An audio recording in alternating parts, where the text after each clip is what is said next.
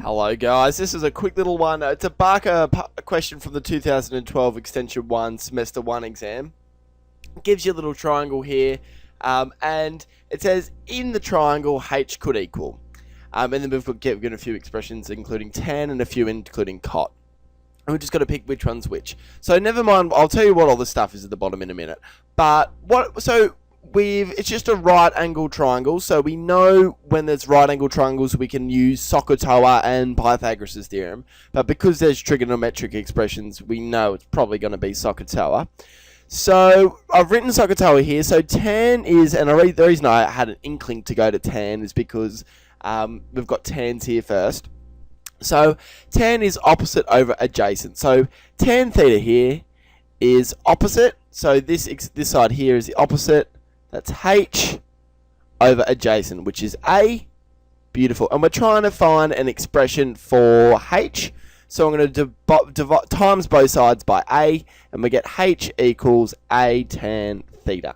So is that an option? Beautiful. 5A is the answer.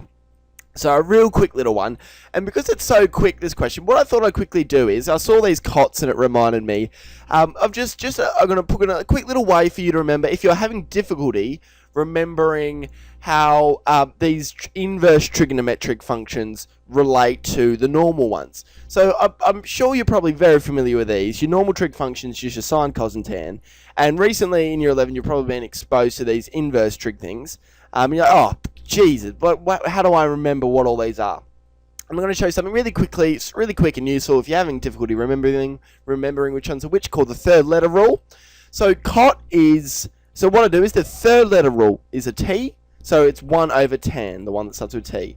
Cosec, third letter rule, is S, so it's going to be 1 over sine. And that's why they're called inverse trig functions, because it's 1 over. This bad boy, third letter is C, so it's 1 over cos, because that starts with C as well.